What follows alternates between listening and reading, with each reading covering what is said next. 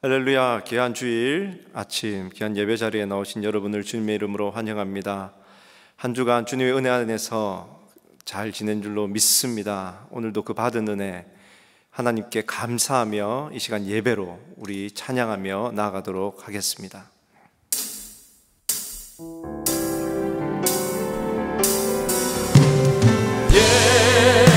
예수는 그리스도, 예수는 주,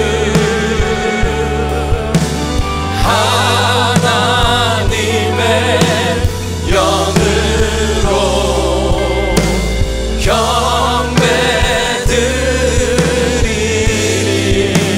예수는 그리스도, 예수는 그리스도, 예수는 주,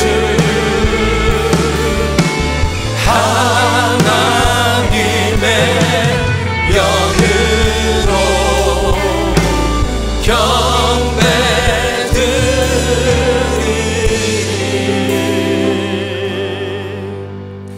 전능하신 이 여호와 하나님께서 말씀하사 해 돋는 데서부터 지는 데까지 세상을 부르셨도다. 온전히 아름다운 시온에서 하나님이 빛을 비추셨도다. 감사로 제사를 드리는 자가 나를 영화롭게 하나니 그의 행위를 옳게 하는 자에게 내가 하나님의 구원을 보이리라. 지금도 살아서 역사하신 하나님 아버지, 오늘 이 아침 우리 모두 하나님을 바라보며 하나님을 예배하기 위하여 한자리에 모였습니다. 각 가정 가운데서 드려지는 이 귀한 예배를 통하여서 하나님 그 자리에 임재하여 주시고 홀로 영광받아 주시옵소서. 하나님, 우리가 전심을 다하여 드리는 예배가 되게 하여 주시옵고, 우리 한 사람 한 사람이 하나님을 바라볼 때에 하늘로부터 오는 귀한 은혜와 하늘로부터 오는 귀한 축복을 몸소 체험하며 나아가는 귀한 예배가 되도록 인도하여 주시옵소서. 마음을 다합니다. 정성을 다합니다. 하나님 홀로 영광받아 주시옵소서. 감사드리며 예수님 이름으로 기도드리옵나이다. 아멘.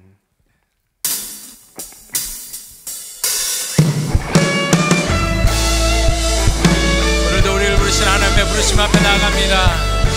우리를 교회로 부르신 그 하나님의 그 부르심, 하나님 오늘도 감사하며 주님 앞에 나갑니다. 주님을 찬양합니다.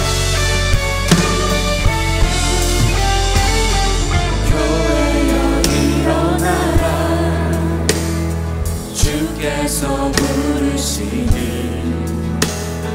두려움과 실패 내려놓고 교회여 일어나라. 교회여 일어나라. 주께서 보내시니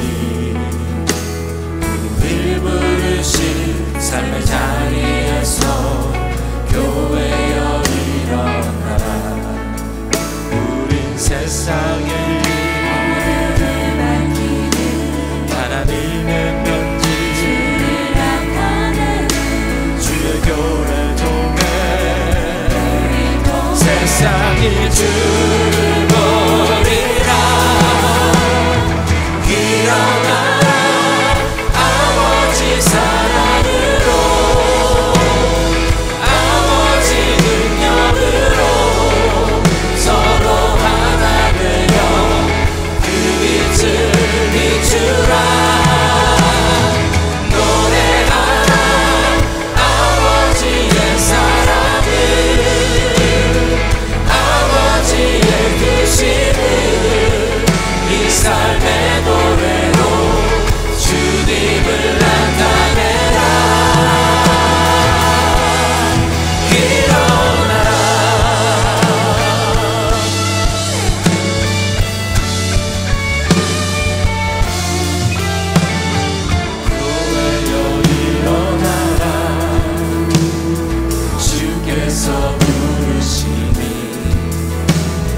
두려움과 실패 내려놓고 교회여 일어나라. 교회여 일어나라. 주께서 보내시니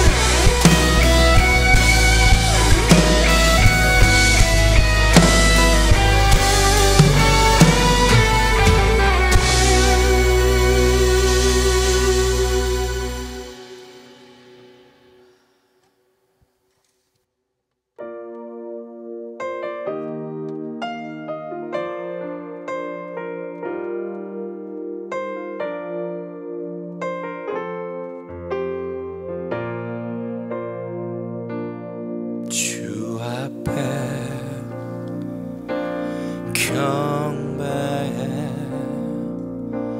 안식을 나 찾았네. 주 없이 나 설 수 없네. 주님만 내 인도자.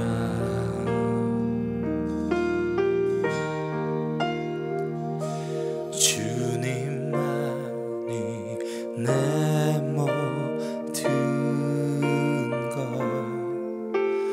항상 내 모든 것, 나의 방패 내 의로움, 오주 내 모든 것.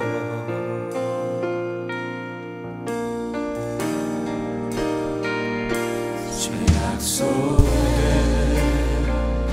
방황할 때 주의 은혜 더해지네. 주 계신 곳 나 자유해. 거룩한 주 내 안에 주 계신 곳 나 자유해. 거룩한 주 내 안에 주님만이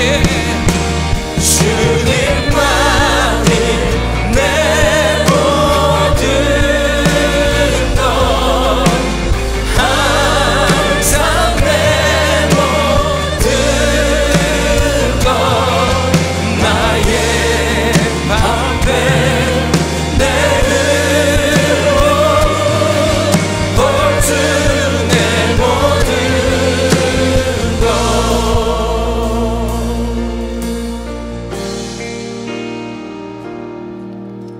시험이 다가올 때 나를 일으키소서. 고난 중에 주지하리.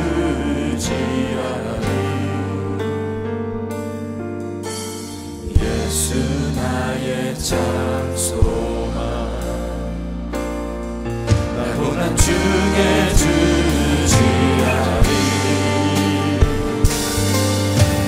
예수 나의 장소만.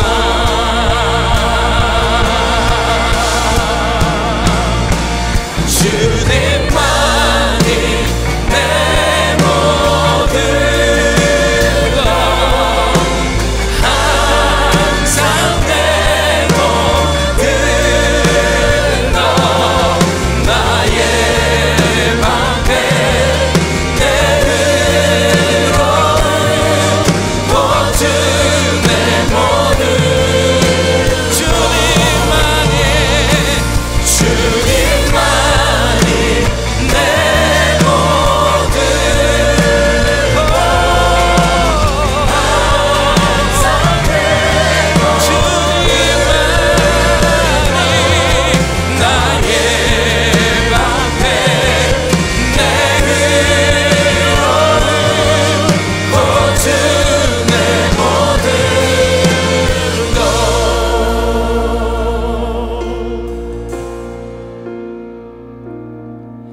나의 방패 내 의로움, 오주 내 모든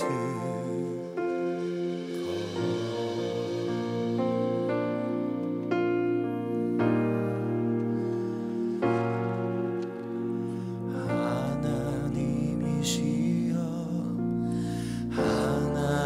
하나님이시여, 주는 나의 하나님이시로다. 나의 몸과 마음 주를 갈망하며 이제 내가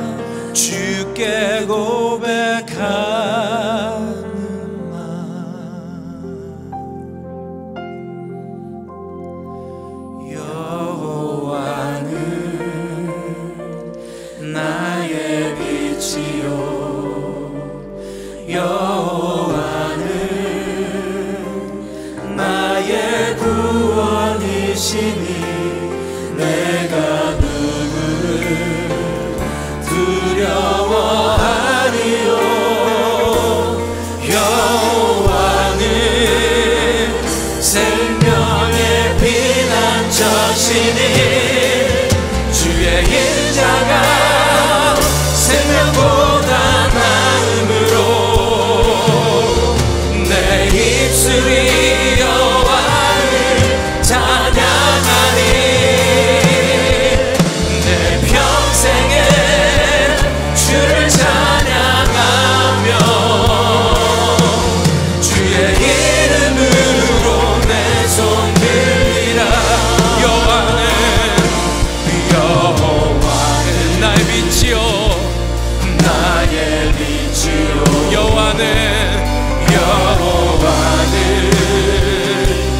나의 구원이 내가 누구를 두려워하리요 우리 주님께 고백합시다 여호와는 생명의 피난처시니 생명보다 나음으로 내 입술이 여호와를 찬양하리 내 평생에 주를 찬양하며 주의 이름으로 내 손 들리라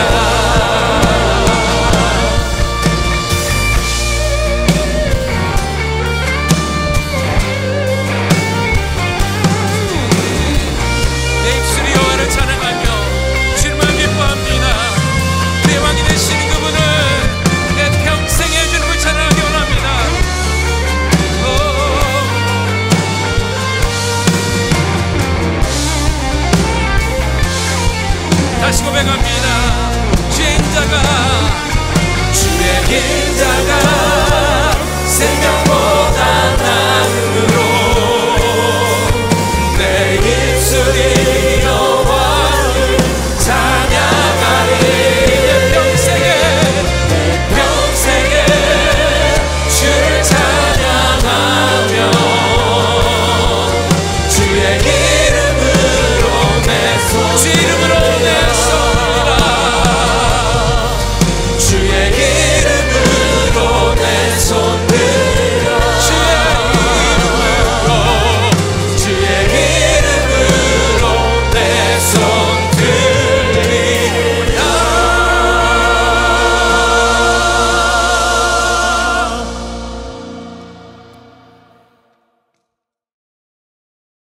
할렐루야. 하나님을 찬양합니다. 주의 날 거룩하신 하나님 앞에 나와 하나님께 예배할 수 있도록 인도하여 주시니 감사합니다. 저희의 온 마음과 정성을 다하여 하나님의 이름을 높이며 찬양하며 기도할 때 하나님의 이름만이 높임받는 예배되게 하시고 하나님의 영광이 나타나는 예배로 인도하여 주시옵소서. 온라인으로 드려지는 예배 가운데서도 우리 마음의 중심에 하나님을 향한 열망으로 충만하게 되어 하나님의 임재를 경험하는 은혜로운 예배로 인도하여 주시옵소서. 주님, 코로나로 인해 온 성도가 예배당에서 다 함께 모여서 예배드리지 못한 시간이 벌써 7개월이 지났습니다. 하루속히 온 성도가 예배당에서 모여서 함께 예배드릴 수 있는 대면 예배를 위해 기도합니다. 성도들이 주 안에서 교제하고 다시 하나님 나라를 위해 합력하여 주의 사역을 감당하는 그날이 속히 임하도록 인도하여 주시옵소서. 하나님, 코로나의 시간에도 불구하고 온라인 제자 훈련으로 인도하여 주시니 감사합니다. 코로나가 우리들의 삶에 많은 것을 제한하고 불편하게 하지만 하나님을 향한 저희들의 사랑과 열망과 말씀을 사모하는 저희들의 열심을 통해서 그리스도의 참된 제자로 빚어지는 2020년 가을학기 제자훈련이 될 수 있도록 인도하여 주시옵소서. 제자훈련에 참여하는 모든 학습자들에게 말씀의 은혜를 경험하게 하시고 한 사람도 낙오하지 않고 끝까지 제자훈련을 완주하여 주님의 몸된 교회의 일꾼으로 쓰임받을 수 있도록 인도하여 주시옵소서. 또한 제자훈련을 인도하는 각 클래스의 교사들에게도 하나님의 지혜와 능력을 더하여 주셔서 먼저 하나님의 말씀에 은혜 받고 은혜 받은 것을 잘 나눌 수 있도록 축복하여 주시옵소서. 주님, 세계 선교를 위해 기도하기 원합니다. 코로나의 시간에도 불구하고 세계 열방 가운데 쉬지 않으시고 세계 선교의 역사를 이루시는 주님을 찬양합니다. 마태복음 28장 19절 20절 말씀을 통해서 주신 주님의 지상 명령은 모든 교회와 모든 신자들에게 주신 명령임을 기억합니다. 우리 남가주 새누리교회가 선교적 공동체로서 주님 주신 선교적 사명을 잘 감당하는 교회로 주님 앞에 귀하게 쓰임받게 하옵소서. 세계 선교를 위해 헌신하고 계신 열방의 모든 선교사님들에게 하나님의 충만한 능력이 임하게 하시고 땅끝까지 이르러 복음이 전파되게 하셔서 모든 민족, 모든 열방이 복음을 듣고 예수님을 영접하는 세계 선교가 하루속히 완성되도록 인도하여 주시옵소서. 오늘 말씀을 증거하시는 박성근 담임 목사님을 축복하며 기도합니다. 박성근 목사님에게 영혼, 육이 강건하도록 인도하여 주시고 하나님의 지혜와 영적 분별력을 통해서 하나님이 기뻐하시는 방향으로 주님의 몸된 교회를 잘 이끌고 나가시도록 영적 리더십을 더하여 주시옵소서. 오늘 말씀을 전하실 때 선포하시는 말씀이 능력의 말씀이 되어 우리의 상한 마음이 회복되게 하시고 차가워진 심령이 다시 뜨거워지도록 인도하여 주셔서 말씀대로 삶을 살아내어 하나님께 영광 돌리게 하옵소서. 예배의 시종을 주님께 의탁하오며 다시 오실 예수님의 이름으로 기도하옵나이다. 아멘.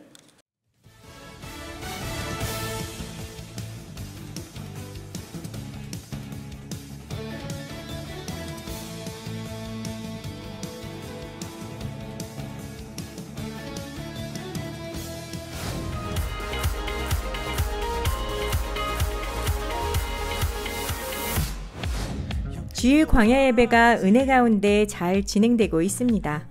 야외에서의 모임도 어느 정도 풀렸습니다. 그러므로 온라인 예배만 계속 드렸기 때문에 영적으로 다운되거나 답답하신 분들은 주일 광야 예배에 함께 하시기 바랍니다. 철저한 방역과 마스크 착용이 키입니다. 모두가 마스크 착용만 해도 감염을 거의 다 막을 수 있다고 합니다.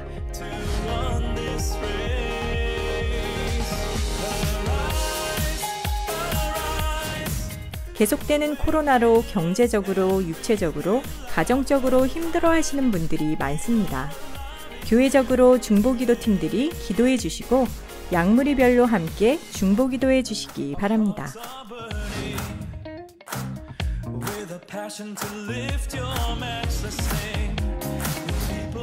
오늘은 고 안희숙 사모님의 23주기를 맞는 날입니다. 일평생 죽으면 죽으리라는 순교적 신앙으로 사신 사모님의 발자취를 되새겨보는 시간이 되시기 바랍니다.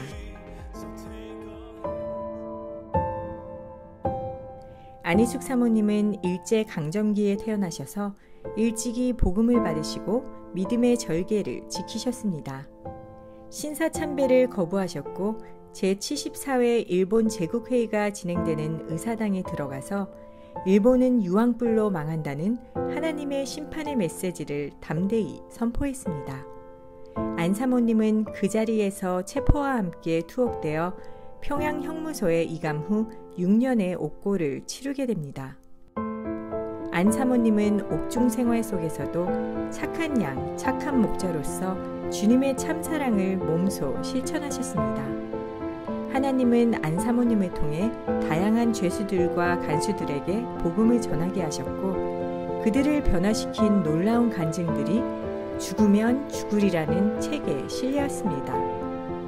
1945년 사형 집행을 몇 시간 앞둔 안 사모님은 8.15 광복과 함께 8월 17일 극적으로 추록하게 됩니다. 안 사모님은 미국에 건너와 고 김동명 목사님과 결혼하셨고 1957년 미국 남침례교 국내 선교부에서 고 김동명 목사님과 함께 국내 선교사로 파송되셔서 베렌도 스트리트 베프티스트 처치를 개척하셨습니다. 이것이 오늘의 남가주 새누리 교회입니다. 안 사모님은 1997년 10월 18일 89세의 일기로 하나님의 부르심을 받고 그토록 소원하시던 하나님의 품에 안기셨습니다. 믿음의 산 증인이신 안 사모님은 본 교회의 자랑이요 한국 교회의 자랑입니다. 또한 안 사모님의 죽으면 죽으리라는 신앙적 결단과 일사각오의 순교적 신앙은 우리 모두가 간직해야 할 소중한 영적 유산입니다. 이것은 본교회의 최대 관심사인 KFC를 지향하는 모든 BSBC 성도들이 계승해야 할 기본적인 자세이며 결단과 고백이 되어야 합니다. 이러한 영적 유산을 마음에 새기고 세계 열방을 향해 힘차게 전진해가는 모든 BSBC 성도님들이 되시기를 소망합니다. 주님 안에서 행복한 한 주 보내시길 바랍니다. 오늘 귀한 주일 예배 함께 하신 여러분 모두를 다시 한번 주님의 이름으로 환영합니다. 각 가정에서 또 여러 처소에서 온라인으로 예배하시는 모든 분들도 진심으로 환영합니다. 우리가 함께 모여 예배드리지 못한 지가 벌써 7개월이 지나가고 있습니다. 답답하기도 하고 영적으로 좀 다운되기도 하고 심지어는 좀 디프레션을 느끼는 그런 분도 계신다고 합니다. 힘들지만 조금만 더 참으시기를 바랍니다.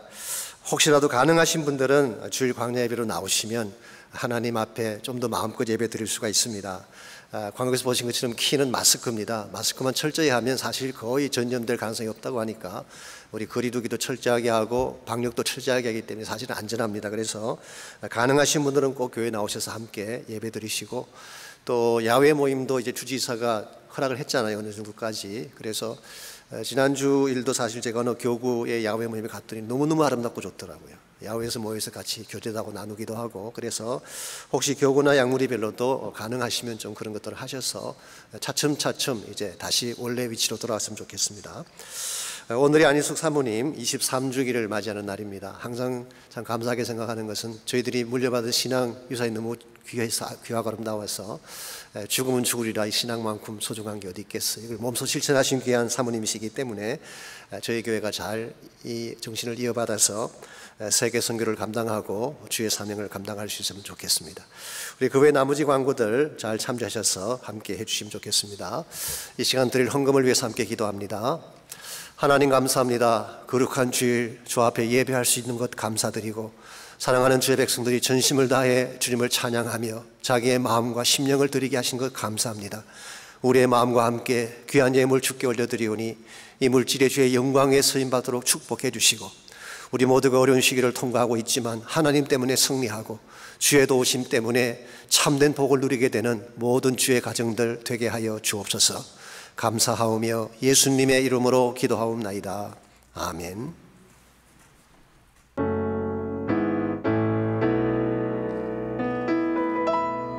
주 나의 맘에 오셔서 다쳐진 맘을 여소서 주 말씀대로 행할 때 주어지는 평화가 내 안에 있으니 지금 이곳에 오셔서 단비를 내려주소서. 주님의 능력으로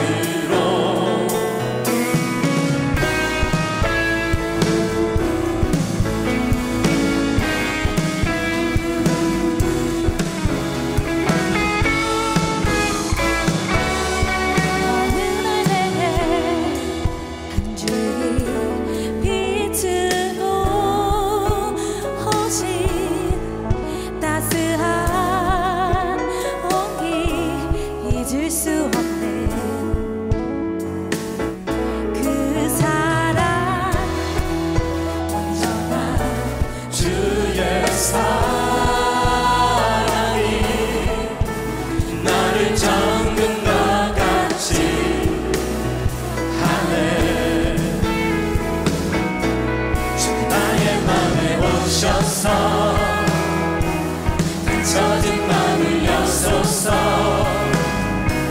주 말씀대로 행할 때 주어지는 평화가 내 안에 있으니 지금 이곳에 오셔서 단비를 내려 주소서. 주님의 능력으로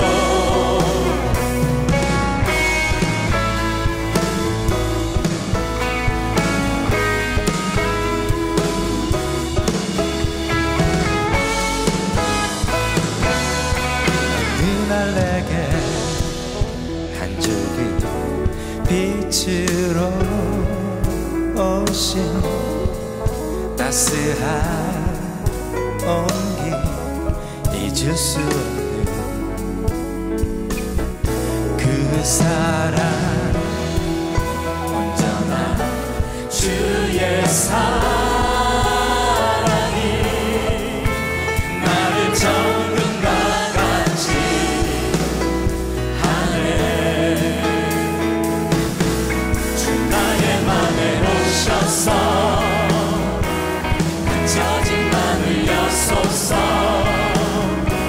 주 말씀대로 행할 때 주어지는 평화가 내 안에 있으니 지금 이곳에 오셔서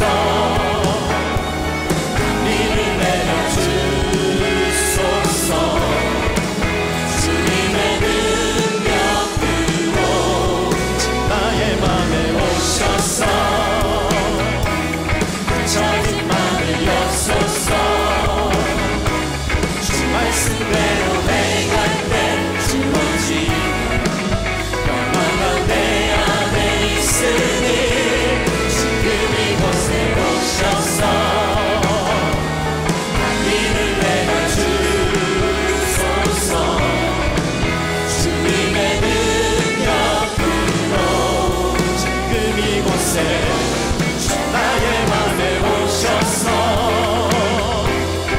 갇혀진 맘을 여소서. 주 말씀대로 행할 때 주어지는 평화가 내 안에 있으니 지금 이곳에 오셔서 단비를 내려 주소서.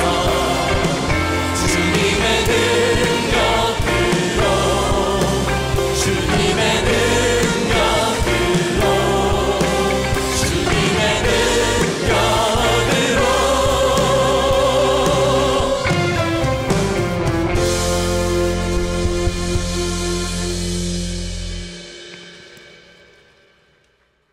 약함이 자랑이 되다. 고린도후서 11장 28절로 33절까지 말씀입니다. 이 외의 일은 고사하고 아직도 날마다 내 속에 눌리는 일이 있으니 곧 모든 교회를 위하여 염려하는 것이라. 누가 약하면 내가 약하지 아니하며 누가 실족하게 되면 내가 애타지 아니하더냐. 내가 부득불 자랑할진대 내가 약한 것을 자랑하리라. 주 예수의 아버지 영원히 찬송할 하나님이 내가 거짓말 아니하는 것을 아시느니라. 다메섹에서 아레다 왕의 고관이 나를 잡으려고 다메섹 성을 지켰으나 나는 광주리를 타고 들창문으로 성벽을 내려가 그 손에서 벗어났노라. 아멘. 중국의 고전 중 하나인 소림광기라고 하는 책에 보면 이런 이야기가 나옵니다. 어떤 사람이 새 침대를 하나 샀는데 이것을 자랑하고 싶었습니다. 그래서 일부러 아픈 척 꾀병을 앓은 것입니다. 그러면 사람들이 문병을 오게 되고 문병을 오면 새 침대를 봐주지 않겠습니까? 그때 마침 새 바지를 산 남자가 있었습니다. 자기도 바지를 자랑하고 싶은데 어디 가서 자랑하나 생각하던 차에 그 소식을 들었습니다. 이 사람이 문병을 가서 대뜸 침대 위에 발을 올려놓고 자기 바지를 흔들면서 인사를 했습니다. 대체 무슨 병을 앓으시기에 거동조차 못하시는 것입니까? 그때 침대에 누워있던 그 사람이 한숨을 내쉬며 이렇게 대답을 했다고 합니다. 보아하니까 내가 앓고 있는 병이나 당신이 앓고 있는 병이나 똑같은 병인가 봅니다. 이 병이 무슨 병일까요? 자랑병이라고 하는 것입니다. 여러분 누구에게나 자랑하고 싶어하는 본성이 있습니다. 그 정세가 중하냐 가벼우냐의 차이가 있을 뿐 누구나 자신을 자랑하고 싶어하죠. 일반적으로 자랑을 할 때는 본인이 가지고 있는 좋은 점이나 성공담 같은 것을 자랑하기를 원합니다. 심지어는 혹 실패한 것이나 잘못된 것이 있어도 이것을 미화하려고 하는 경향을 가지고 있습니다. 그래야지 자신이 올라간다고 생각하기 때문입니다. 그래서 사람들이 쓰는 레주메나 자서전 같은 것을 보십시오. 거의 완벽할 정도로 자신을 잘 소개하고 있지 않습니까? 제가 오래전에 미 동부 지역의 한 교회 가서 집회를 인도한 적이 있는데요. 주일 아침 설교를 제가 하면서 그때 설교 제목이 잡초 인생도 꽃이 될 수 있다, 그런 제목으로 설교했던 것 같습니다. 서론 부분에서 빌 클린턴이 2004년도에 쓴 My Life라고 하는 자서전을 제가 잠깐 소개했습니다. 그의 아버지는 그가 태어나기 3개월 전에 교통사고로 세상을 떠났죠. 그의 어머니가 몇 번씩 남편을 바꾸는 바람에 의붓 아버지와 배다른 형제와 함께 성장을 했습니다. 어린 시절 빌 클린턴의 머리에 남아있는 추억이라고 하는 것은 밤마다 어머니와 의붓 아버지가 소리를 지르며 싸우는 소리를 들으면서 방구석에 웅크리고 있는 자신의 모습밖에 없었다고 합니다. 심지어 16세 되던 해에는 부모의 이혼 법정에서 의붓 아버지의 구타 사실을 증언하기까지 했다고 합니다. 웬만한 사람 같으면 이 정도 환경에서 빗나가고 탈선할 만도 한데 빌 클린턴은 그렇지 않았습니다. 오늘 열심히 공부를 했고 로즈 장학생으로 영국 옥스퍼드 대학에서 유학을 하고 예일대 법대를 졸업하고 알칸사스 주지사를 역임하고 미국의 대통령까지 역임하지 않았습니까? Pretty good life story. 제법 괜찮은 인생 이야기죠. 제가 이 스토리를 소개했더니 예배 끝나고 나오는데 나이가 좀 드신 백인 한 분이 저에게 와서 이렇게 말씀하셨어요. Pastor, your message is very good. 당신 말씀은 참 좋습니다. 그러면서 But Bill Clinton is not good person. 빌 클린턴은 좋은 사람이 아닙니다. 아마 제가 소개한 그 자서전의 내용이 너무 미화된 게 아닌가라고 지적한 것 같습니다. 아시는 대로 그의 인생에 어두운 면도 많이 있죠. 이 폴라 존스와의 성추행 사건도 있고 모니카 루인스키와의 스캔들 사건도 있고 위정을 했기 때문에 의회에서 탄핵까지 갔던 그런 경력을 가지고 있는, 사실 수많은 약점을 가지고 있죠. 이와 같은 약점들은 대개 자기 편에서 미화시켜서 기재를 하고 좋은 점만 부각을 시키는 것입니다. 이와 같은 것이 일반적인 사람들의 모습입니다. 자신을 드러내고 그래서 자신이 크레딧을 받아야지 자신의 삶이 좋아진다고 착각하기 때문에 자신을 나타내기 위해서 장점과 좋은 점만 이야기하는 것입니다. 자, 그렇다면 우리 크리스천들도 그렇게 살아야 될까요? 좋은 점만 이야기하고 장점만 이야기하고 또 혹시라도 나에게 잘못이 있으면 그것을 가장하든지 미화시켜서까지 나를 높이는 그런 모습으로 살아가야 될까요? 그렇지 않습니다. 오히려 반대입니다. 정말 우리가 신실한 크리스찬이라면 우리 약함도 자랑할 수 있어야 돼요. 내 삶의 어두웠던 면들, 실패했던 부분들, 내 삶의 못난 부분도 당당하게 자랑할 수 있어야지 우리 안에서 일하시는 하나님을 나타낼 수 있는 것입니다. 여러분 아시겠지만 우리 연약함이 드러나면 드러날수록 뭐가 드러날까요? 하나님의 은혜가 드러나는 것입니다.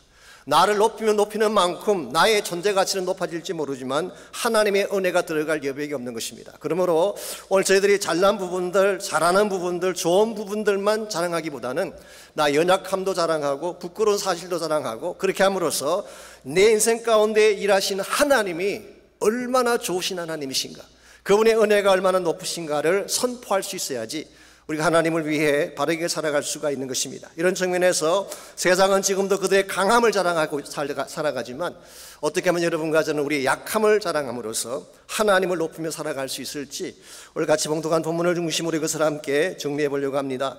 오늘 같이 읽은 본문에 보시면 자신의 약함을 자랑하는 사도 바울의 모습이 기록되어 있습니다. 30절을 같이 보겠습니다. 내가 부덕불 자랑할진대 내가 약한 것을 자랑하리라 그랬어요. 바울은 자신에 대한 자랑하고 싶지 않았어요. 그래도 굳이 자랑해야 된다고 한다면 나 약한 부분을 자랑하겠다, 그렇게 말씀하고 있습니다.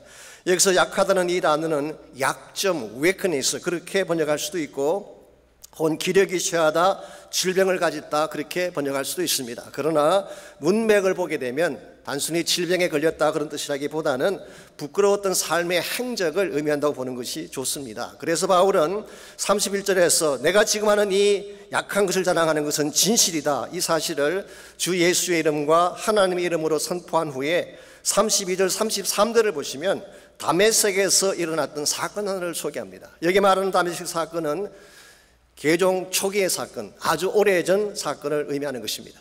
여러분, 다메섹이라는 장소가 사도 바울과 어떤 연관이 있나요? 여러분 모두 잘 아실 것입니다. 바울의 인생을 바꾸어 놓았던 결정적 장소가 다메섹이죠. 사도행전 9장에 보시게 되면 그 당시 이름이 사울이었습니다. 사울이라고 하는 청년이 크리스찬들을 박해를 하다가 예루살렘에 있는 크리스찬만 박해하는 것으로 분이 차지 않았는지 다메섹까지 가서 다메섹에 있는 크리스찬들을 체포해오기 위해서 대제사장에게 직접 공문서를 받아가지고 그들을 잡기 위해 가고 있는 도중이었어요. 근데 그 도중에 예수님을 만나게 된 것이죠. 이것이 그 유명한 바울의 개종 사건, Conversion of Paul이라고 부르는 사건입니다. 그때 예수님 만났을 뿐만 아니라 아나니아라고 하는 제자의 도움으로 크리스찬 공동체에 받아들여지게 되고 그리스도의 몸의 지체가 된 후에 복음 전거를 하게 됐죠. 이런 면에서 이 다메섹이라는 장소는 사도 바울의 더러운 과거와 새로운 삶이 교차되는 지점이라고 말할 수가 있습니다. 파괴자의 삶에서 복음 전도자의 삶으로 바뀌게 된 장소를 다메섹이라고 할 수가 있습니다. 사실 바울의 과거 행적을 들추어내게 된다면 부끄러운 면이 참 많습니다. 그러나 바울은 이 사실을 결코 감추려고 하지 않습니다. 사도행전 9장에서도 한번 자기의 과거 행적을 밝힌 적이 있고 사도행전 22장에서도 자기의 과거가 얼마나 악했는가를 밝힌 적이 있습니다. 왜냐하면 그것을 밝혀야지 하나님의 은혜가 드러날 수 있기 때문에. 그래서 디모데전서 1장 13절에서 15절을 보게 되면 바울은 이와 같이 자신의 과거를 소개하고 있습니다. 내가 전에는 비방자요 박해자요 폭행자였으나 도리어 긍휼을 입은 것은 내가 믿지 아니할 때에 알지 못하고 행하였습니다. 우리 주의 은혜가 그리스도 예수 안에 있는 믿음과 사랑과 함께 넘치도록 풍성하였노라. 그리고 15절에서 그 유명한 말씀, 내가 죄인 중에 괴수라는 고백을 적고 있습니다. 바울은 자신의 과거가 어두운 사실을 밝히고 있습니다. 연약했던 사실을 밝히고 있습니다. 부끄럽다는 사실을 밝히고 있습니다. 그러나 동시에 나의 과거 행적이 와 같이 부끄럽기 때문에 하나님의 은혜가 필요한 사실을 밝히고 있어요. 하나님의 은혜가 없었더라면 오늘날의 바울이 가능했을까요? 불가능했을 것입니다. 여러분과 저의 삶도 마찬가지입니다. 우리가 잘난 것만 계속 이야기하면 하나님의 은혜가 드러날 기회가 없어요. 내가 얼마나 못났는지, 얼마나 누추한지, 얼마나 사악한지를 밝히는 만큼 나를 사랑하시고 구원하신 하나님의 은혜가 더 극명하게 드러나는 것입니다. 이것은 마치 그림을 그리는 사람들이 그림의 주인공을 부각시키기 위해서 이 바탕을 다크한 컬러로 칠한 것과 똑같아요. 바탕이 다크할수록 그 그려진 대상이 더 뚜렷이 드러나지 않습니까?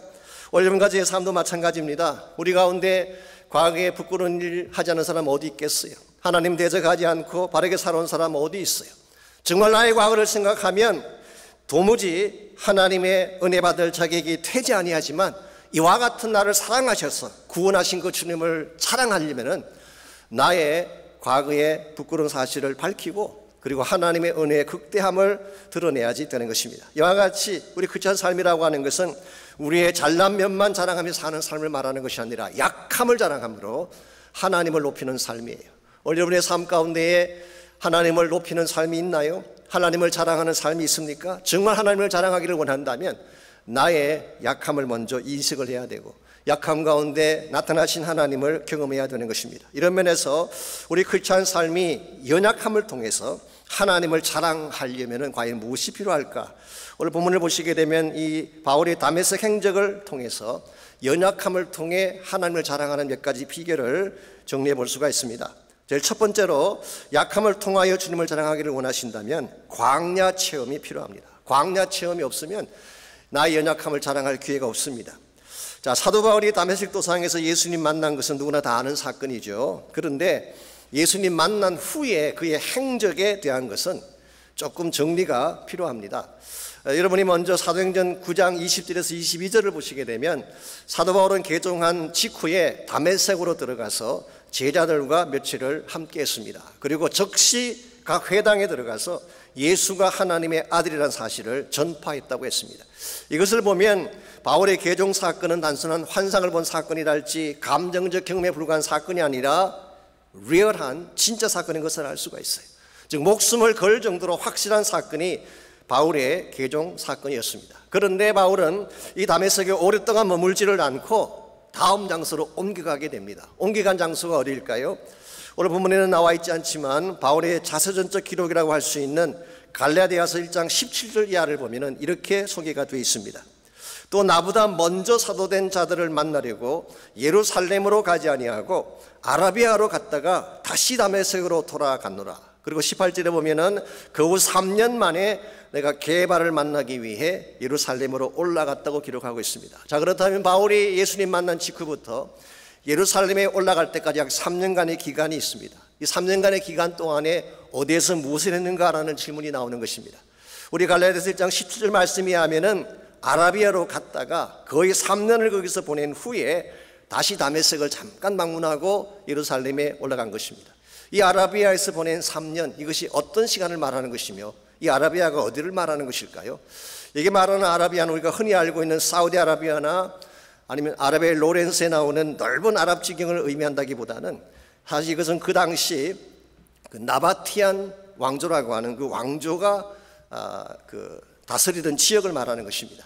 제가 지도를 보니까 시나이 반도부터 시작해서 요르단 지역을 가로질러서 맨 북쪽이 다메섹까지 이르는 그 넓은 지역을 나바티안 왕조가 다스렸어요. 유대 역사가 조세푸스에 하면은 이 나바티안이라는 이름이 이스마엘의 아들인 느마요에서 왔다고 합니다. 그러므로 이 나바티안들은 베두인 출신의 아랍인들이라고 할 수가 있습니다. 사도 바울 당시 이 나바티안 킹덤의 수도가 어디였을까요? 페트라라고 하는 유명한 곳입니다. 여러분 성지순례 가시면 꼭 들리는 곳인데요. 이 페트라는 헬라말로 바위라고 하는 뜻이죠.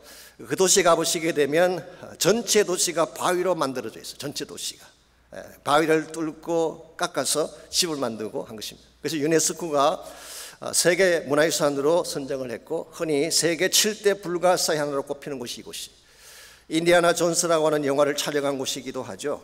그런데 흥미로운 사실이 하나 있습니다. 이 헬라말로 페트라라고 하는 이 말을 히브리 말로는 셀라라고 합니다. 셀라. 그래서 셀라가 히브리 말로 셀라가 그리그로 바꿨을 때 페트라가 되는 것입니다. 이사야 42장 11절에 보게 되면 이 셀라라는 명칭이 등장합니다. 즉 메시아가 다시 오시게 되면 땅끝 사람들이 하나님께로 돌아와서 찬양할 사실을 예고하면서 이렇게 기록을 하고 있습니다. 광야와 거기에 있는 성읍들과 게달 사람이 사는 마을들은 소리를 높이라. 셀라의 주민들은 노래하며 산 꼭대기에서 즐거이 부르리라는 말씀이 나와요. 여기 셀라의 주민들이 바로 오늘 본문에 나오는 나바티안 왕국의 주민들을 말하는 것입니다. 장차 예수님께서 오시게 되면 그들도 예수를 만나게 되고 그들 속에 복음이 들어가서 그들도 하나님의 나라가 되어서 함께 찬양할 사실을 미리 예언했는데 놀랍게도 바울이 바로 이곳에 들어가서 3년을 보낸 것입니다. 그래서 어떤 선교학자는요, 최초의 아랍 선교사가 누구냐? 그는 바울이라고 분명하게 말했습니다. 바로 이와 같은 곳이 아라비아인데요. 바울은 여기에 들어가서 3년 동안 무엇을 했을까요? 성경이 기록하고 있지 않기 때문에 정확하게 말할 수는 없지만 충분히 계산할 수가 있습니다. 왜냐하면 이 지역이 모세가 하나님 만났던 시내산이 있는 곳이에요. 그리고 40주야를 함께 보냈던 시내산 꼭대기가 있는 곳, 십계명을 받았던 그 장소와 이곳에 포함되어 있습니다. 뿐만 아니라 반석에서 물이 나오게 했던 페트라가 바로 이 지역이에요. 거기다가 이스라엘 민족이 약 40년 동안 걸어갔던 광야가 있는 곳이 바로 나바티안 왕조가 있는 바로 그 지역을 말하는 것입니다. 그러므로 여기서 3년을 보냈다면 무엇을 했을까요? 충분히 짐작할 수가 있죠. Maybe 모세가 올라갔던 시내산을 사울도, 이 바울이죠 지금은, 바울도 올라갔을 가능성이 있습니다. 그리고 maybe 그 시내산 꼭대기에서 40주야를 머물면서 하나님과 교제했을 가능성이 있습니다. 혹은 이스라엘 백성이 걸어갔던 광야길을 같이 걸어가면서 그들이 겪었던 광야의 여정을 되새겼을 수도 있고요. 혹은 홀로 광야 가운데 앉아서 자신을 돌아보며 회개하고 자복하며 하나님의 새로운 은혜를 받았을 가능성이 많습니다. 정리해보면 두 가지입니다. 첫째는 비움의 시간을 가졌다는 것입니다. 자신의 과거를 비워내고 자기의 교만한 마음들을 비워내고 사악하고 더러웠던 모든 것들을 비워내는 시간, 이게 광야 3년의 시간이었어요. 두 번째로 한 일은 체험의 시간을 가진 것입니다. 이와 같이 나의 마음을 다 비워낸 후에 하나님의 계시의 말씀을 받습니다. 성령의 임재와 능력을 받습니다. 그리고 하나님의 비밀과 구속사의 비밀을 가슴에 받아서 하나님이 어떻게 우리 인간을 구원하실 것인가를 구약부터 신약까지 총정리하게 하셔서 결과적으로 이것이 바로 바울의 복음이 된 것이죠. 이런 면에서 바울의 광야 체험은 헛된 체험이 아니에요. 그냥 지나가는 체험이 아니라 장차 그거 해야 될 위대한 복음의 삶을 준비하는 시간이었다, 그렇게 말할 수가 있습니다. 어려운 가지의 삶에도 물론 편안한 것이 좋긴 하지만 광야 체험도 있어야 됩니다. 그래야지 내 자신을 돌아보게 되고 내가 정말 받아야 될 바른 은혜를 받을 수가 있기 때문에. 사실 요즘 많은 분들이 실제로 광야를 체험하고 있지 않습니까? 코로나 바이러스 때문에 사발하시는 분들, 참 사업이 힘들어서 어려워하는 분들이 계십니다. 직장을 잃어버리고 렌트비를 낼 수 없어서 힘들어하는 분들도 계시고, 질병의 고통 속에 신음하며 아파하는 분들도 많이 계시죠. 가정의 위기 앞에서 당혹스러워하고 자녀들이 힘들어하는 것을 보면서 함께 힘겨워하는 그런 부모들이 많이 있잖아요. 심지어 어떤 분들은 너무나 오랫동안 이것이 계속되니까 언제 끝날지도 모르니까 디프레션에 빠져가지고 정말 갈 바를 몰라 하는 분들도 계십니다.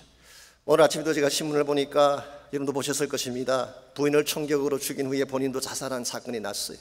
지난주에도 한 가정이 그렇게 해서 두 고등학교 아이들을 남겨놓고 어머니가 세상을 떠났다는 기사를 보았는데 또 이런 일이 벌어진 것입니다. 신문에 기사를 쓴 사람이 그렇게 했어요.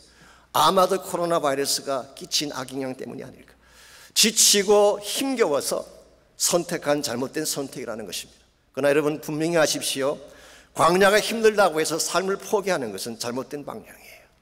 하나님이 나에게 광야를 주실 때는 이 광야에서 주저앉고 패망하러 주신 것이 아니라 광야를 지나서 약속의 땅으로 가라고 주신 거예요. 그러므로 광야는 의미가 없는 지역이 아닙니다. 고통만 절망만 안겨주는 허무한 지역이 아니라 오늘 본문에 바울이 경험했던 것처럼 하나님의 음성을 듣고 성령의 채우심을 받고 진짜 내가 해야 될 사역을 준비하는 장소가 바로 광야 체험인 것입니다.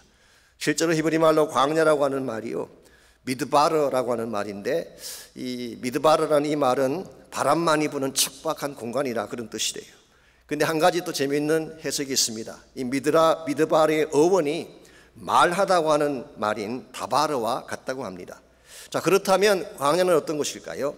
광야는 바람만 부는 곳입니다. 아무도 찾아오지 않는 척박한 곳이에요. 그럼에도 불구하고 그게 들려오는 하나님의 음성이 있는 곳, 이게 광야예요.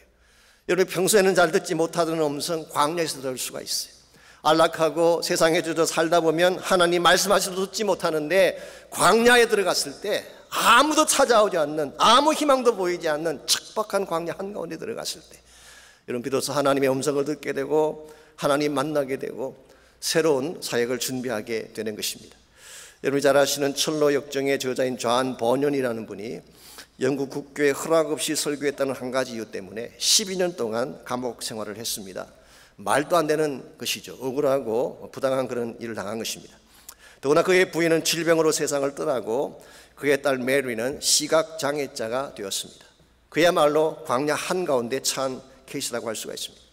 그래도 불구하고는 그 절망의 감옥 속에서 매일 하나님을 만나고 기도하고 그렇게 기도하는 중에 하늘이 열리는 것을 보게 됩니다. 그리고 그 하늘의 영광을 바라보며 적어 내려간 책이 우리가 알고 있는 불후의 명작 철로 역정이 된 것입니다. 역사상 성경담으로 많이 팔린 책이라고 하지 않습니까? 이런 면에서 광야는 허무의 시간도 아니고 의미 없는 고통의 세월이 아니라 하나님 만나고 진짜를 준비하는 시간이에요. 그러므로 여러분 가운데 혹시 광야 가운데 자문이 계신다면 광야가 여러분의 마지막 도착지가 아니에요. 과정입니다. 그 사실을 기억하고 광야 속에서도 하나님 음성을 듣고 광야 속에서도 주의 능력 붙잡아서 광야가 장차 여러분이 하나님을 간증할 수 있는 좋은 간증의 기회가 되시기를 바랍니다. 두 번째로 약함을 통하여 주님을 자랑하려면 도움의 손길을 경험해야 됩니다. 도움의 손길을 경험해야지 우리의 연약함을 인정하고 주님을 자랑할 수가 있는 것입니다. 여러분 세상에 독불장군은 없습니다. 혼자 힘만으로 성공하고 혼자 힘만으로 살아가는 사람은 없어요. 본인이 잘 몰라서 그렇지 누군가가 다 도왔기 때문에 오늘 나의 모습이 있게 된 것입니다. 특별히 사람의 손길도 중요하지만 우리를 도우신 하나님의 손길, 이거 굉장히 중요한 것입니다. 이것을 인정하고 인식을 해야지 하나님의 은혜를 자랑할 수가 있는 것입니다. 오늘 32절 33절을 보시면 이 바울이 아라비아에 약 3년간의 시간을 보내고 다메섹으로 돌아오게 됩니다. 그때 일어난 사건을 우리 32절과 33절이 기록을 하고 있습니다. 그래서 우리가 흔히 아라비아의 3년이라고 하면 아라비아의 3년 플러스 다메섹까지인데요, 더 정확하게 말하면 다메섹 자체도 아라비아에 속하기 때문에 전체를 3년이라고 틀린 말은 아닙니다. 자, 31절 33절 다메섹에서 아레다 왕의 고관이 나를 잡으려고 다메섹 성을 지켰으나 나는 광주리를 타고 들 창문으로 성벽을 내려가 그 손에서 벗어났노라 그랬어요. 여기 아레다 왕이라는 왕이 나오는데 이것은 사실 아레타스 4세를 말하는 것입니다. 원래 아레타스 왕의 가문은요, 유다의 그 헤스모니안 왕조라고 있죠. 유다 독립왕국 헤스모니안 왕조가 친분이 가까웠고 그 결과 유대인과 교분을 잘 나누었던 그런 왕조라고 합니다. 그래서인지 모르지만 오늘 본문에 보게 되면 유대인들이 아레다 왕을 강권을 해서 바울을 죽이는 계획을 준비하게 합니다. 그래서 바울을 체포해서 죽이기 위해서 밤낮으로 성문을 지킨 것입니다. 그때에 광주리를 타고 들 창문으로 성벽을 내려갔다고 말하고 있어요. 시말로 표현하면 광주리 타고 야밤 도주했다 그런 뜻이에요. 이건 그렇게 당당한 모습은 아닐지 모릅니다. 좀 부끄럽게 여길 수 있는 모습이기도 하죠. 윌리엄 바클레이 같은 분은 실제로 이 본문을 해석하면서 This is an act of humiliation. 이것은 아주 모욕적인 행동이다 그렇게 표현하기도 했습니다만은 저는 그렇게 생각하지는 않습니다. 그만큼 상황이 급박했다는 뜻이에요. 자, 광주리를 타고 도망칠 정도면 얼마나 상황이 급박했겠어요. 여기서 우리가 한 가지 꼭 알아야 될 사실이 있습니다. 광주리를 타고 내려가려면 무엇이 필요할까요? 줄이 필요합니다. 근데 줄만 있으면 될까요? 누군가가 줄을 잡아주지 아니하면 광주리를 탈 수가 없어. 오늘 본문에 등장하고 있지 않고 성경이 어느 곳에도 나오고 있지는 않지만 그날 밤 바울을 건져내기 위해서 목숨을 걸고 줄을 잡았던 누군가가 있어요. 그것 때문에 위기를 이기고 바울이 건진받게 된 것입니다. 사실 이 사도 바울이 핍박자에서 복음 전도자로 바뀌었다고 말씀을 드렸지만요, 이 핍박자가 교회 안으로 들어와서 복음 전도자로 바뀌게 되기까지 많은 사람들의 도움의 손길이 있었어요. 제가 예를 몇 가지만 들어드리자면 아나니아라는 사람이 있습니다. 이 아나니아는 원래 다메섹에 살고 있던 제자였어요. 예수 믿는 크리스찬이었습니다. 그런데 어느 날 주님이 나타나셔서 너가 지금 직가라고 하는 도시로 가서 사울이라는 사람을 만나라 그렇게 말씀하셨어요. 그 당시 사울은 다메섹에 있는 크리스찬을 잡아 죽이려고 하는 원수였습니다.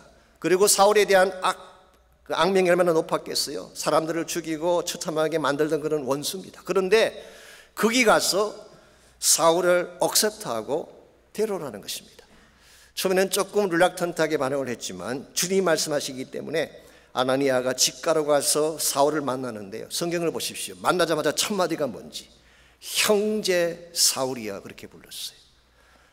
지금까지 원수같이 크리스찬을 핍박했던 자를 향해서 어쩌면 아나니아의 친척 가운데도 사울 때문에 죽은 자가 있을지도 모르는데 이와 같은 사악한 대적을 향해서 브라더, 형제라고 부른 것은 굉장한 배려가 아닐 수가 없습니다. 그리고 사울에게 들어가서 안수함으로 성령 받게 하고 눈을 덮고 있던 빈내를 벗겨주게 되고 그리고 침례를 베풀었어요.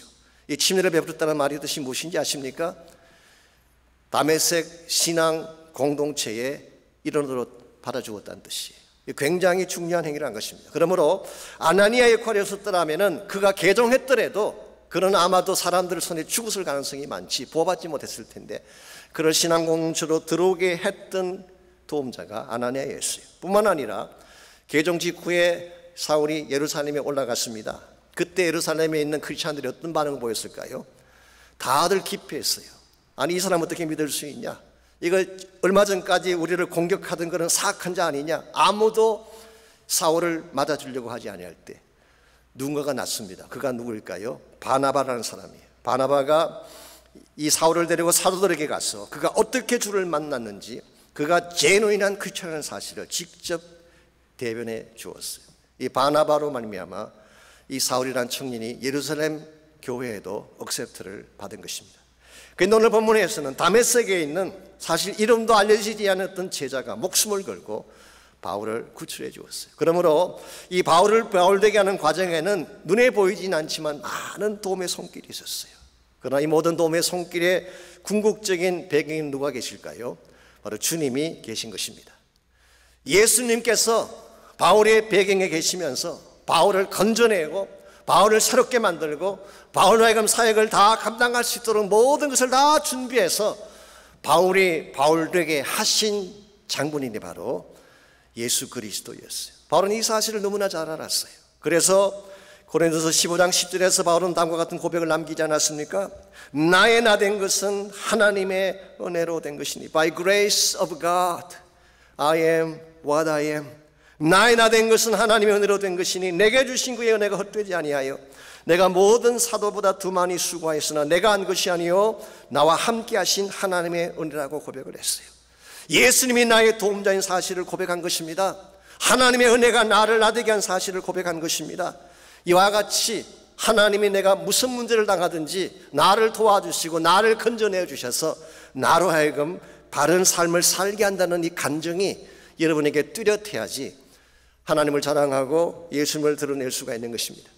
언젠가 말씀드린 적이 있습니다만 성경에 기록된 모든 기적은 다 위기로부터 시작됐다고 했잖아요. 홍해가 갈라진 사건 어떻게 일어났나요? 홍해라는 장벽이 이스라엘을 막지 않았더라면 일어날 수 없는 사건이에요.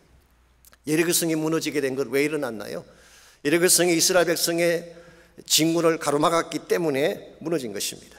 오병의 기적도 마찬가지, 골리앗이 거꾸러진 사건도 마찬가지, 심지어 죽은이 나흘된 나사로가 살아난 사건도 마찬가지. 죽지 않았더라면 살아나는 기적이 있을 수가 없죠. 국가적 위기가 없었더라면 어떻게 골리앗이 죽는 기적이 나타났겠어요? 배고픔의 위기가 없었더라면 어떻게 오병이의 사건이 벌어졌겠어요? 오늘 여러분 가정의 삶 가운데 위기가 있다는 것은요, 사실 하나님의 기적이 있다는 말과 똑같습니다. 그래서 정말 건강한 그리스도인은 위기가 왔을 때 두려워하기보다는 오히려 이번에는 하나님이 어떤 기적을 보여주실까 기대하는 것입니다. 이게 믿음이에요.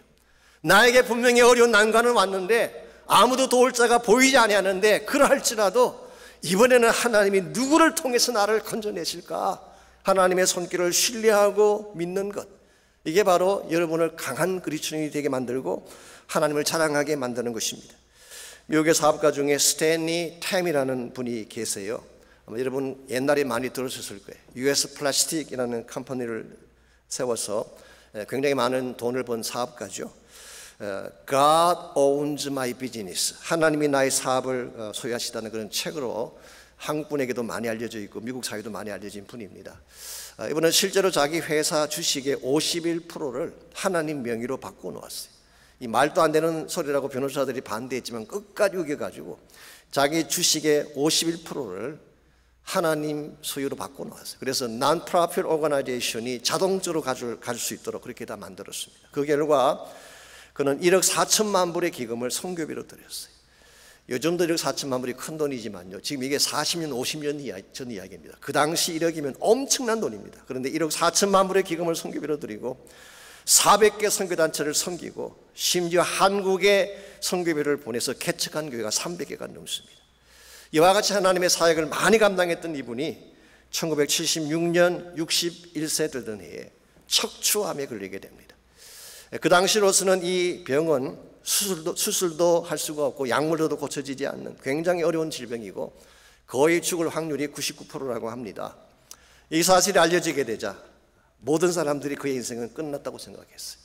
심지어 어떤 분은 이렇게 하나님에 대해서 회의적인 말도 했습니다. 정말 하나님을 위해 헌신한 사람인데 저렇게 죽도록 내버려 두어도 되는 것인가 라고 하나님을 원망하는 사람들도 있었어요.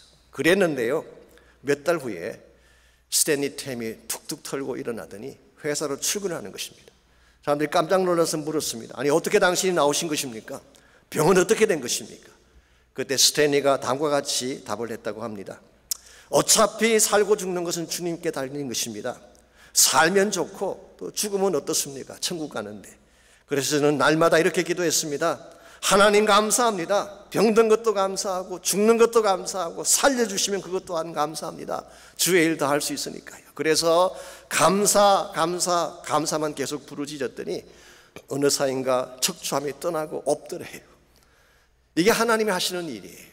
우리 마음속에 바른 감사를 가지고 바른 찬양을 가지고 하나님에 대한 바른 믿음을 가지고 신뢰함으로 하나님께 나가게 되면 위기는 순식간에 사라질 수가 있는 것입니다. 그래서 이분이 이 척추암에서 고침받은 후에 얼마나 더 사셨을까요? 제가 통계 자료를 봤더니요, 지난 2015년도에 100세 잔치를 하셨어요. 그리고 아직도 돌아갔다는 이야기를 듣지 못했으니까 아마 105살까지 살고 계시는 것 같아요. 여러분, 이게 예수 믿는 맛인 줄 믿습니다. 예수님께 헌신하고 충성하는 사람이라고 해서 위기가 없는 거 아니에요. 고난이 없는 것 아닙니다. 예수 믿는 사람도 질병에 걸릴 수가 있고 사업이 망할 수도 있는 것입니다. 그 한 가지 차이가 뭡니까? 우리는 망해도 하나님이 살아계신다는 거예요. 내 사업이 어려움을 당해도 하나님은 스틸 나의 편이 되시고 나를 돕는 자가 되신다는 것입니다. 이 사실 여러분이 깊이 인식을 하고 무슨 일을 당하든지 하나님을 향해 도움의 손길을 요청하고 하나님의 능력의 손을 붙잡기만 하면 연약함 가운데서 강한 자로 일어설 수가 있게 되고 하나님 영광을 나타낼 수가 있는 것입니다. 이와 같이 우리에게 주어진 연약함이라고 하는 것은요, 사실 하나님을 드러낼 수 있는 기회예요. 그래서 연약함을 정말 하나님을 자랑하는 기회로 삼기를 소원한다면 1차적으로 광야길을 걸어가 봐야 돼요. 광야 체험이 필요해요. 두 번째는 고난 중에, 환난 중에, 위기 중에 나타나는 하나님의 도우심을 경험해야지 우리가 이 하나님을 자랑할 수가 있습니다. 마지막 세 번째로 연약함을 통해 하나님을 자랑하려면 사랑에 대한 부담감을 가져야 됩니다. 사랑의 부담감. 이 사랑의 부담감이라고 하는 것은 누구를 사랑하지 않으면 견딜 수 없는 그런 마음을 말하는 것입니다. 이게 분명해야지 하나님을 기쁘시게 할 수가 있고 하나님이 기뻐하는 열매를 맺을 수가 있습니다. 왜 그럴까요? 하나님의 본성이 사랑이기 때문에 그런 것입니다. 그래서 우리가 하나님을 자랑하는 가장 파워풀한 방법이 뭐냐고 하면 사랑을 행하는 것입니다. 오늘 본문 28절 29절을 보시면 바울에게는 이 사랑의 가슴이 분명히 있었던 것 같습니다. 제가 읽어드립니다. 이 외에 일은 고사하고 아직도 날마다 내 속에 눌리는 일이 있으니 곧 모든 교회를 위하여 염려하는 것이라. 누가 약하면 내가 약하지 아니하며 누가 실족하게 되면 내가 애타지 아니하더냐. 이 외에 일은 고사하고, 이 말은 지난주 소개해드렸던 앞에 일과한 모든 외적인 고난을 말하는 것입니다. 수시 많은 고난을 당했잖아요. 이 모든 것을 제외하고 그것을 빼고도 지금 나의 마음에 눌리는 일이 있다고 바울은 고백합니다. 이게 눌리는 일이라고 번역한 이것이 pressure, 압박이라고 번역할 수도 있고 그건 burden, 짐이라고도 번역할 수 있는 단어예요. 바울의 마음속에는 아직도 매 순간순간 지워버릴 수 없는 마음의 짐이 있다는 거예요. 이 짐이 무엇을 위한 짐일까요? 그 다음 부분을 읽어보시면 금방 답이 나옵니다. 모든 교회들을 위한 염려 때문이라고 했어요. 염려라고 하니까 혹시 불신앙적 염려를 말하는가 생각할지 모르지만 그런 뜻이 아닙니다. 이것은 바로 사랑하기 때문에 하는 걱정을 말하는 것입니다. 사랑의 케어를 말하는 것입니다. 그래서 29절에서 누가 약하면 자신도 그것을 아파하고 누가 넘어지면 자신이 애가 탄다고 말한 것입니다. 애가 탄다는 이 표현이요, 속이 타들어간다는 뜻이, 숫덩이처럼 시커멓게 속이 탄다 그런 뜻이, 마치 자녀가 잘못된 길로 가게 되면 부모가 가슴이 타는 것처럼 마음을 조이며 밤에 잠을 잘 수 없는 심정, 이게 오늘 바울이 말하고 있는 사랑의 부담감, 사랑의 burden이라고 할 수 있습니다. 여러분, 이것이 우리 마음속에 있어야지 하나님이 기뻐하는 열매를 맺을 수가 있어요. 이 사랑에 대한 부담감이 분명해야지 선교도 할 수가 있고 봉사도 할 수가 있고 자신을 희생할 수도 있는 것입니다. 내 마음속에 이 사랑에 대한 체험도 없고 사랑에 대한 부담도 없다면 여러분은 여러분의 주어진 삶을 하나님께 드릴 이유가 전혀 없어요. 여러분, 우리가 인생을 산다고 하는 것은 사실 사랑하며 산다는 뜻입니다. 사랑 때문에 살기도 하고 죽기도 하고 그러지 않습니까? 사랑 때문에 기뻐하고 사랑 때문에 슬퍼하고 사랑 때문에 가슴 아르르 하고 사랑 때문에 울잖아요. 사랑 때문에 힘을 얻기도 하고 사랑 때문에 낙심하기도 하고 사랑 때문에 만나고 사랑 때문에 헤어지기도 하잖아요. 그러므로 사랑할 수 있으면 다 된 것입니다. 오늘 하나님이 우리에게 요구하시는 것이 바로 이것입니다. 우리가 수많은 일들, 수많은 사역들을 나열할 수 있지만 한마디로 요약하면 사랑하라 그 말이에요. 사랑하면 된다는 것입니다. 하나님이 여러분과 저를 사랑하셨기 때문에 가장 연약할 때에, 내가 죄인 되었을 때에 하나님이 나를 먼저 사랑하셨기 때문에 오늘 여러분과 저도 이 사랑의 가슴을 마음에 품고 사랑의 부담을 갖고 살아가야지 하나님의 귀한 뜻을 이룰 수가 있는 것입니다. 제가 오래전에 그 목회 잡지에서 읽었던 스토리긴 합니다만 자녀 셋을 잘 키운 한 어머니가 계셨어요. 그 자녀 셋이 다 잘생기고 어디에 내놓아도 손색이 없을 정도로 훌륭하게 성장한 그런 자녀들이었습니다. 하루는 목사님이 신방을 가셔서 그 어머니에게 물었어요. 자녀들이 모두 훌륭한데 그래도 그 세 자녀 중에 누구를 가장 사랑하느냐 그렇게 물었어요. 목사님의 마음에는 당연히 그 자녀 중에 가장 잘생긴 자녀를 말하지 않을까 그렇게 기대를 했는데 어머니 이렇게 답을 했다고 합니다. 막내가 병들었을 때는 그때는 막내를 가장 사랑했습니다. 둘째가 집을 떠나 방황했을 때 그때는 둘째를 가장 사랑했고 큰아이가 학교 성적이 떨어지고 이성 문제로 괴로워할 때는 큰아이를 가장 사랑했습니다. 무슨 말인가요? 연약할수록 더 사랑했다는 뜻이에요. 못날수록 더 사랑했다는 뜻이에요. 자기 앞가림을 하지 못하고 힘들어할수록 더 다가가서 안아주는 것이 부모의 사랑인 것처럼 오늘 여러분 가지를 향하신 하나님의 사랑도 동일합니다. 여러분, 세상은 잘난 자들, 갖춘 자들을 사랑한다고 말을 하지만 하나님은 그렇지가 않습니다. 못났기 때문에, 연약하기 때문에, 그냥 홀려 버려두게 되면 혼자 살아갈 수 없다는 사실을 아시기 때문에 우리를 향해 다가오시고 우리를 붙잡아 주셔서 우리를 다시 일어서게 만드는 것이 하나님의 사랑이에요. 이게 바로 십자가 사랑의 내용이기도 하죠. 예수님께서는 십자가를 질 이유가 전혀 없는 분이었습니다. 하늘의 영광을 마음껏 누리며 살 수 있는 하나님의 아들이었고 하나님 자신이었어요. 그런데 왜 그분이 십자가를 지셨을까요? 그분이 십자가 지심으로 우리에게 강함을 주시기 위해서, 우리를 강한 자가 되게 하기 위해서 예수님 스스로 약자가 되셨어요. 우리를 부욕케 하기 위해서 저주를 받으셨어요. 우리를 치유하시기 위해서 주님이 채찍 맞으셨어요. 우리에게 참된 영광을 안겨주기 위해 자신은 가시멜 흉관을 쓰셨어요. 무엇보다 우리의 영원한 생명을 건지기 위해 피 한 방울 남기지 않고 그분의 모든 피를 쏟아주신 것. 이게 지금부터 2000년 전 갈보리 언덕에서 예수님께서 여러분과 저를 위해 보여주신 사랑의 내용입니다. 이 사실을 바로 알고 이 하나님의 사랑이 내 마음속에 부담이 되고 침이 되어서 사랑하지 않으면 견딜 수 없는 심정으로 변화될 때 여러분이 선교도 할 수 있게 되고 주의 나라 일을 위해서도 달려갈 수가 있는 것입니다. 이런 면에서 정말 나의 마음 깊은 곳에 십자가 사랑이 있는가를 확인하시고 연약함 가운데도 불구하고 나를 사랑하신 하나님 은혜 앞에 감사하는 고백도 드리시고, 내가 아무리 연약해도 아무리 부족해도 하나님 그것 때문에 나를 버리시는 적은 없습니다. 교만함 때문에, 나의 잘남 때문에, 나의 자랑 때문에 넘어질지언정 우리 연약함 때문에 우리를 버리시는 적은 한 번도 없어요. 그러므로 이 아침 우리 연약한 모습 그대로를 주님 앞에 가지고 나가셔서 도와달라고 기도하시기 바랍니다. 나의 연약함을 하나님께 토로하고 주님의 능력과 은혜로 채워달라고 기도하시기를 바랍니다. 우리는 연약하고 미약하고 실패자이지만 하나님 그렇지 않아요. 하나님은 강하신 분입니다. 전능자이십니다.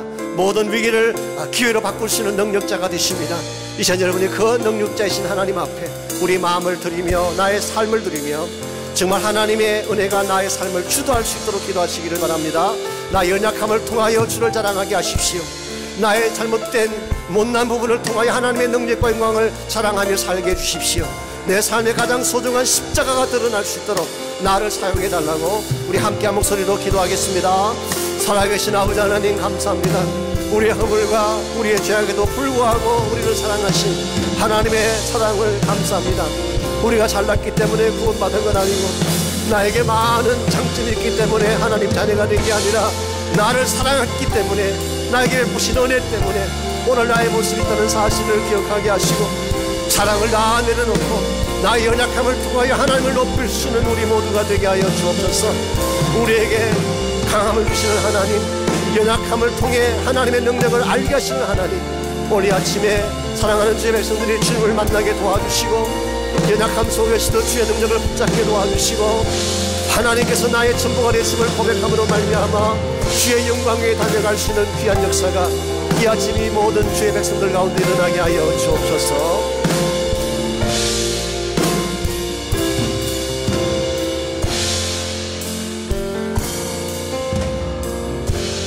약할 때 강함 대신에 나의 보배가 되신 주 나의 모든 것 주 안에 있는 보물을 나는 포기할 수 없네. 주 나의 모든 다시 한번 고백합니다. 약할 때 강함 대신에 나의 보배가 되신 주 나의 모든 것 주 안에 있는 보물을 나는 포기할 수 없네. 주 나의 모든 것 예수 어린 양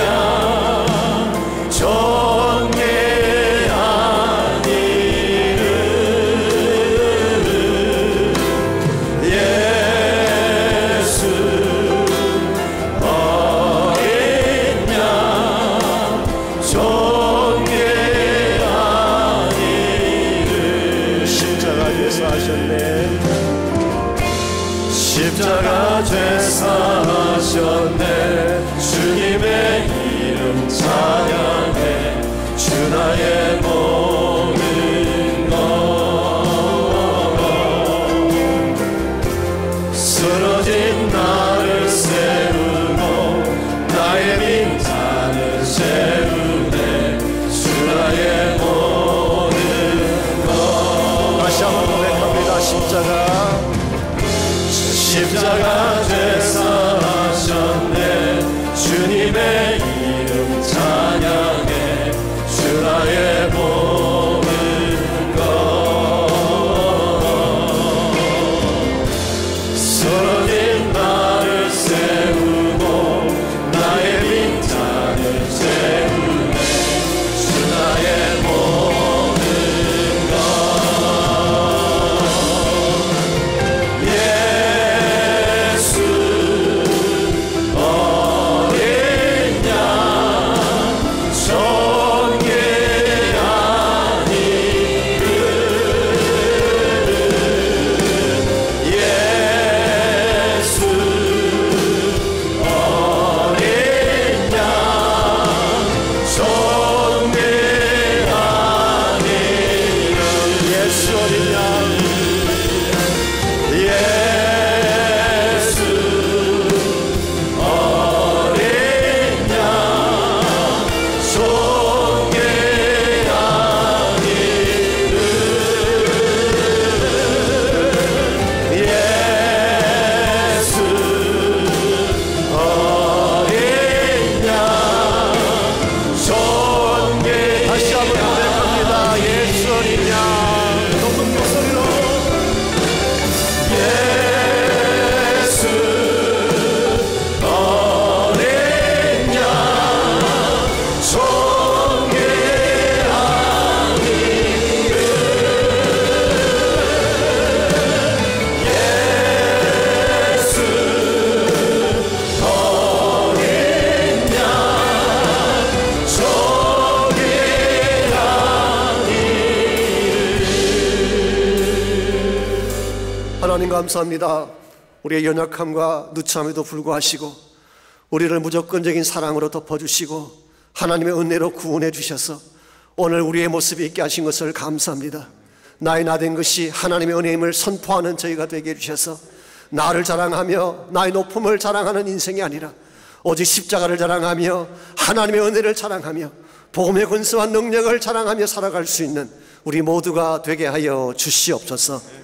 이제는 우리 구주 예수 그리스도의 은혜와 하나님 아버지의 무한하신 사랑과 성령님의 충만한 임재하심이 이 시간 주 앞에 나와 전심을 다해 찬양하고 예배한 사랑하는 주의 백성들과 각 가정에서 처소에서 온라인으로 예배하는 모든 사랑하는 주의 백성 한 분 한 분에게 그들의 가정과 삶의 터전과 자녀들과 자손들 위해 이제로부터 항상 함께 해주시기를 다시 오실 우리 주님 예수님의 이름으로 간절히 축원하옵나이다.